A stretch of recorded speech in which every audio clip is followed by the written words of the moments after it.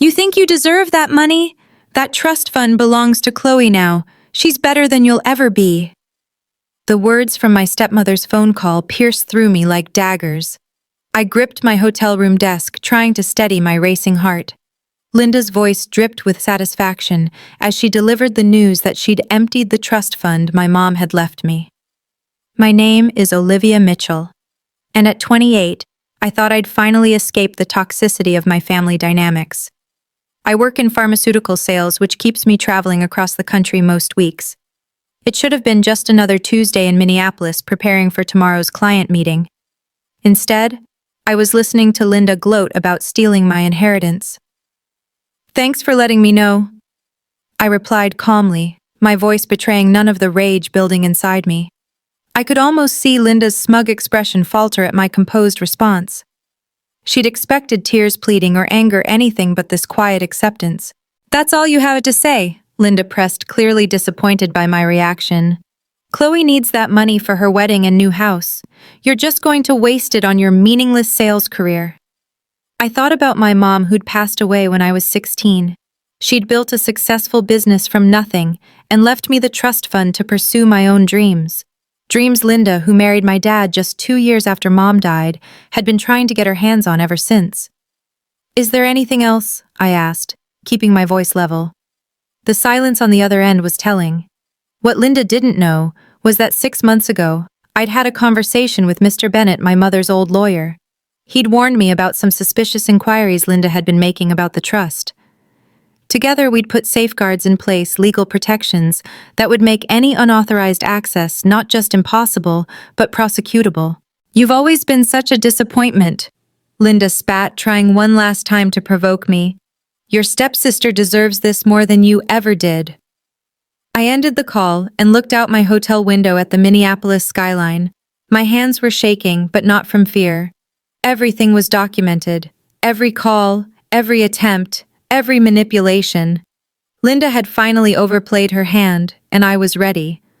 Living with Linda was like walking on eggshells. After my mom's death from cancer when I was 16, my dad seemed desperate to rebuild our family. He married Linda just 2 years later, bringing along her daughter Chloe, who was 13 at the time. The tension was immediate and suffocating. My mom had built her pharmaceutical consulting business from scratch, working tirelessly to ensure my future was secure. The trust fund she left me wasn't just money. It was her legacy, her way of protecting me even after she was gone. But Linda saw it differently. To her, it was an unfair advantage I had over Chloe. "Your mom wouldn't want you to be so selfish," she'd say, trying to guilt me into sharing the inheritance. "We're all family now." But we weren't family, not in the way that mattered. While my dad buried himself in work to cope with his grief, Linda systematically worked to push me to the sidelines. Chloe became the star of our household. Every achievement, no matter how small, was celebrated lavishly. Meanwhile, my academic scholarships and business school acceptance went practically unnoticed. Linda made sure my dad only saw what she wanted him to see. The real wake-up call came during my college graduation. I'd finished top of my class, landed a prestigious job, and done it all while working part-time. My dad couldn't make it because Chloe had a minor cold. "She needs her father right now," Linda had insisted.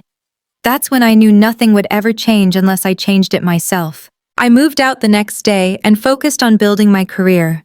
The trust fund stayed untouched. Not because I didn't need it, but because accessing it meant dealing with Linda's interference.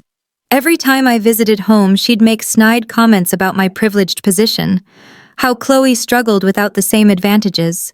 6 months ago, when Mr. Bennett called to warn me about Linda's inquiries, everything clicked into place. She'd been playing a long game, waiting for the right moment to strike. But I wasn't that vulnerable 16-year-old anymore. I was my mother's daughter. And I'd learned from the best about protecting what was mine. The trust fund wasn't just about money. It represented everything my mom had worked for. Sitting in my hotel room that evening, I pulled out the small photo I always carried of her. She was smiling, confident, the kind of woman I'd always aspired to be. The trust fund was meant to be my safety net, My chance to take risks and build something of my own, just like she had. I dialed Mr. Bennett's number, my fingers steady despite the anger still coursing through me. He answered on the second ring, his voice familiar and reassuring. Linda finally made her move, I said, cutting straight to the point. She claims she's transferred everything to Chloe. I was expecting this, he replied. I got an alert about attempted access to the account this morning. Don't worry, Olivia. The additional security measures we put in place worked exactly as planned. Every attempt was logged and documented. I let out a breath I hadn't realized I was holding. So nothing's actually been transferred. Not a penny, he confirmed. But we've got her dead to rights on attempted fraud. The documentation is bulletproof. Would you like me to proceed with the next steps? I thought about all the years of manipulation, the snide comments, the way Linda had slowly poisoned my relationship with my dad. She'd been so confident in her plan, so sure of her control over the situation, that she hadn't even considered I might be 2 steps ahead. Yes, I said firmly. It's time to end this. Send the evidence to the family lawyer and copy my dad on everything. I want him to see exactly what his wife tried to do. Consider it done, Mr. Bennett said. And Olivia, your mother, would be proud. She always said you were smarter than anyone gave you credit for. After hanging up, I opened my laptop and booked an earlier flight home. My client meeting would have to wait. I had a family matter to attend to, and this time I would be the one in control. I landed in Boston the next morning, the autumn air crisp and biting. My dad's house, the one I grew up in, looked exactly the same. But something felt different. Maybe it was me. I'd called ahead to let him know I was coming, but I hadn't mentioned Linda's phone call. Some conversations needed to happen face to face. I found them all in the living room, Dad, Linda, and Chloe. Linda's smug smile faltered when she saw me walk in, replaced by confusion at my calm demeanor. Olivia, my dad started looking concerned. I didn't expect you until later. Is everything okay? Actually, Dad, we need to talk. I pulled out my phone and the file Mr. Bennett had sent over yesterday. Linda called to tell me she'd emptied my trust fund and given everything to Chloe. I thought you should see exactly what happened. Linda's face went pale. I was just trying to help Chloe. Don't. My voice was steel. Every attempt you made to access the account was documented. Every call, every forged signature, every manipulation. It's all here. I handed my dad the file. His hands shook as he read through the papers, his expression darkening with each page. Linda, what did you do? His voice was barely a whisper. She's lying. Chloe jumped and her face red. She's always been jealous of me. I pulled out another document, the complete trust fund statement. The money's still there, safe and untouched. Linda's attempts to transfer it failed because I was warned about her plans months ago. I took precautions. Precautions, Linda spat. You set me up. No, I replied calmly. I protected what was mine just like my mom taught me to do. The silence in the room was deafening as my dad read through each document. Every manipulative email Linda had sent to the bank. Every forged signature attempt. Every calculated move she'd made to steal my inheritance, it was all there in black and white. I did this for our family, Linda protested, but her voice wavered. Chloe needed. Stop. My dad's voice cracked. Just stop, Linda. These documents. You tried to forge my signature. You lied to the bank. He looked up at me, his eyes filled with a pain I hadn't seen since my mom died. Olivia, I had no idea. Of course you didn't, I said softly. Linda made sure of that. Mr. Bennett had organized everything chronologically, showing years of Linda's attempts to undermine my relationship with my father, all while trying to get her hands on my trust fund. The latest documents showed her failed attempt to transfer the money along with her subsequent angry calls to the bank. This is ridiculous. Chloe jumped up, her face red. Mom was just trying to make things fair. Olivia has always had everything handed to her. I turned to my stepsister, feeling a mix of pity and frustration. Handed to me, I worked through college, built my career from scratch, and never touched that trust fund. Mom left it to me because she wanted me to have options just like she did. But Linda couldn't stand that, could she? Linda's composure finally cracked. You ungrateful little... I've already filed charges. I cut her off. The bank has all the evidence of attempted fraud. Mr. Bennett is handling everything. I turned to my dad. I'm sorry you had to find out this way, but you needed to know the truth. The weight of 12 years of manipulation hung in the air. My dad looked at Linda like he was seeing her for the first time and not in a good way. The next few moments changed everything. My dad stood up, his hands trembling as he held the documents. Linda, I want you out of this house, tonight. What? Linda's voice rose to a shrill pitch. You can't be serious, after everything I've done for this family. Done for this family. My dad's voice was quiet but firm. You tried to steal from my daughter, you forged my signature, you've been lying to me for years. Chloe started crying, but these weren't her usual manipulative tears.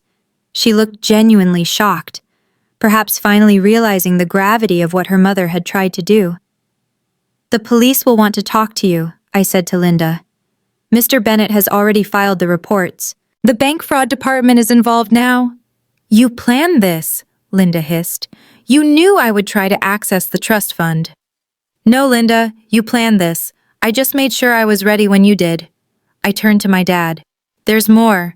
Mr. Bennett found evidence that she's been skimming money from your account too. Small amounts. Building up over years. My dad sank back into his chair looking devastated. I felt a pang of guilt for causing him pain, but he needed to know the truth. Get out, he repeated to Linda. Both of you. I'll have my lawyer contact you about the divorce. As Linda and Chloe gathered their things, throwing accusations and tears around in equal measure, I stood quietly by the window, the same window where I used to watch for my mom to come home from work. I could almost hear her voice. Always be prepared, sweetheart. And never let anyone take what's rightfully yours. In the weeks that followed, my dad and I had some long overdue conversations. We sat in the kitchen one evening, the same kitchen where my mom used to help me with my homework, and really talked for the first time in years. I failed you, he said, staring into his coffee cup. After your mom died, I was so focused on not being alone that I didn't see what was happening right in front of me. We both made mistakes, I admitted. I could have told you sooner about Linda's behavior, but I wanted proof first. I needed you to see it for yourself. The legal proceedings moved quickly. Linda faced charges of attempted fraud and financial exploitation. She tried to paint herself as a victim, claiming she was only trying to equalize things between me and Chloe, but the evidence was overwhelming. The bank's documentation showed years of calculated attempts to access my trust fund. Chloe reached out to me via email claiming she hadn't known about her mother's plans. I wasn't sure I believed her, but I understood she was struggling with her own revelations about her mother's true nature. I'm sorry, she wrote. I always thought you had everything handed to you. Mom made it seem like you were the privileged one, but now I see. She was just jealous of what your mom built for you. Mr. Bennett helped me set up my own business consulting firm, something I'd always dreamed of, but had been too cautious to pursue. The trust fund my mom left me became the seed money for my new venture just as she'd intended. Your mother would be proud, Mr. Bennett told me during one of our meetings. She always said you had her business sense and your father's heart. She knew you'd do great things when you were ready. Dad started coming by my office for lunch every week. Sometimes we talked about Mom sharing memories that Linda had made it uncomfortable to discuss for so many years. Other times we talked about the future. He was finally starting to look like himself again, the dad I remembered from before Mom got sick. You know what your mom used to say about you? He asked one day. She said you were like a diamond. Pressure just made you stronger. Life took on a new rhythm. My consulting firm grew quickly, attracting clients who appreciated my direct approach and industry knowledge. I hired a small team including Emily, a brilliant analyst who reminded me of my mom. Same drive, same determination to prove herself. Linda's trial ended with a plea deal. She avoided jail time but had to pay significant restitution and was banned from working in any financial capacity. The last I heard, she'd moved to Arizona to live with her sister. Chloe stayed in Boston working as a teacher's assistant. We kept minimal contact mainly through occasional emails. Dad threw himself into rebuilding our relationship. He started sharing stories about my mom that he'd kept buried for years. How they met at a business conference, their early struggles to start her company, the late nights planning their future. Each story helped heal a little piece of what we'd lost. One evening, as we sorted through old photos in the attic, we found Mom's business journal. Inside was a letter addressed to me dated just weeks before she passed. My dearest Olivia, I'm leaving you more than money. I'm leaving you the freedom to choose your path. Don't let anyone dim your light or tell you what you deserve. You're stronger than you know, smarter than they give you credit for, and capable of anything you set your mind to. Trust yourself. I do. Love, Mom. Those words became my mantra as I built my business.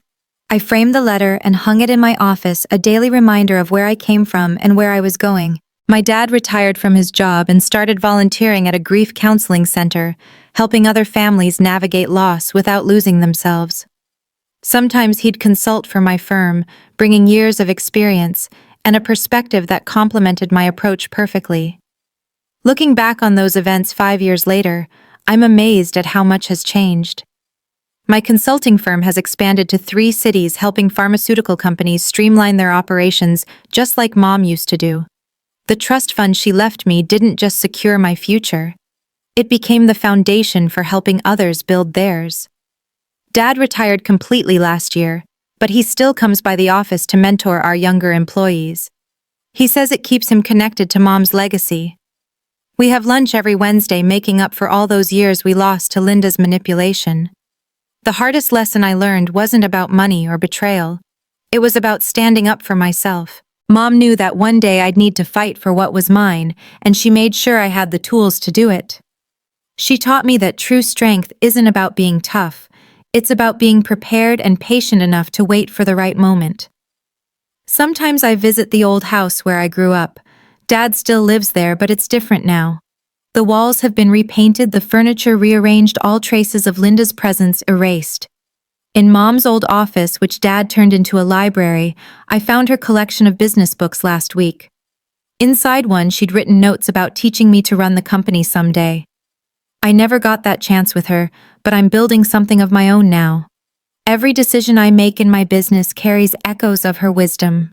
The trust fund she left me wasn't just about money.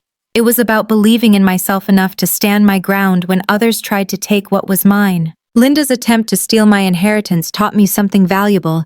Sometimes people show you exactly who they are, and the best response is to be prepared. I'm grateful now for those difficult years, because they shaped me into someone my mom would be proud of. Someone who doesn't just survive challenges, but grows stronger from them.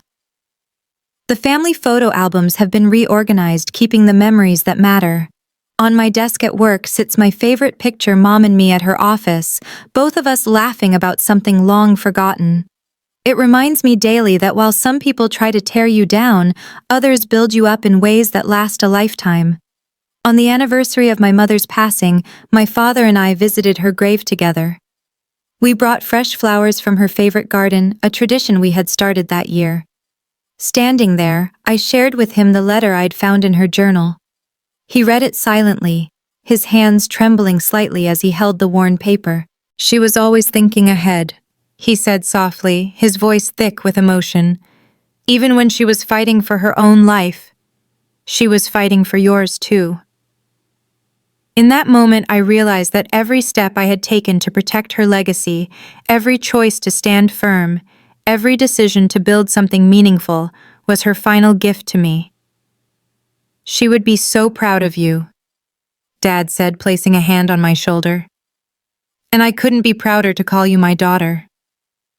Together we stood in quiet reflection, knowing that while some wounds never fully heal, love and resilience have the power to transform even the deepest scars into strength.